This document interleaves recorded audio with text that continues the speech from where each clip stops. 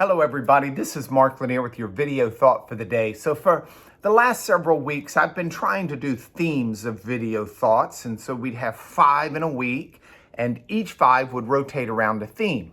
This week, my theme came to me as an inspiration yesterday, Sunday. I'd worked, and not just me, but Brent Johnson, and worked really hard on yesterday's class, ready to go live at 11 o'clock and let everybody hear what I think is one of the most important passages where Jesus speaks of himself, but he does it in reference to an event in Abraham's life. And it's a passage out of the Gospel of John that goes and links up with the book of Genesis. By the way, the link is below if you haven't seen it. But as we got ready to play that little puppy and do that at 11 o'clock, lo and behold, I'm on the video or the internet, but there's no sound. And try as we might, we couldn't figure out how to get the sound playing. So bless Brent's heart, he worked through the early afternoon and played it again at 3 o'clock. And I thought, we live in a world where everything is broken. We had some breaking in our sound system, and we just live in a world where everything is broken. And so this week, our theme is brokenness. And we'll talk this week about broken relationships. We'll talk this week about broken emotions and broken bodies and broken all sorts of things. A broken economy, a broken government, a broken healthcare system. We're gonna get into a lot this week on brokenness. But today, the first time, I want to talk about a passage out of John 16:33.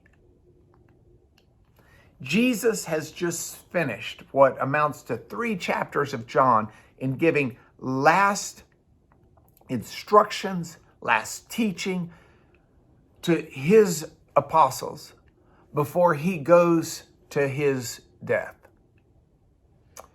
And Jesus closes this time of instruction and teaching with a word of encouragement.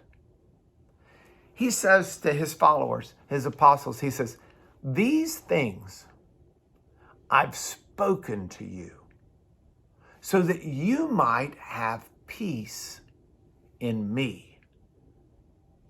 In the world, you'll have tribulation, but be of good cheer, for I have overcome the world."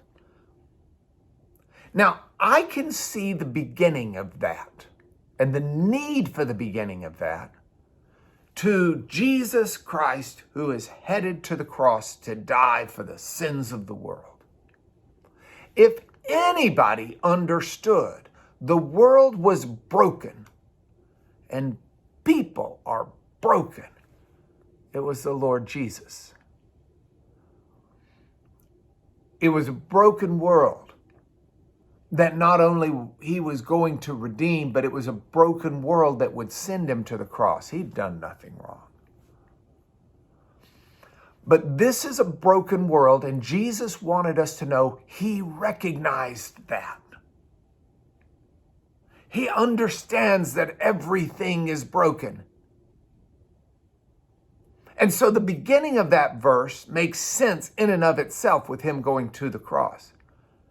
The interesting part of the verse that might jump out at you is the last part.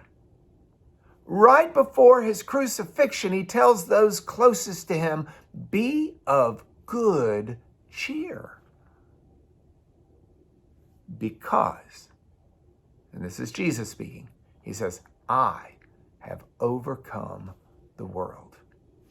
What we're going to see this week as we look at brokenness is that brokenness is all around us, but one of God's characteristics is Mr. Fix-It. He has set about to fix the brokenness of this world. And in that we can have good cheer. I'll tell you more about it this week. But meanwhile, check out yesterday's class. A lot of you missed it because it was broken. And that's your video thought for the day.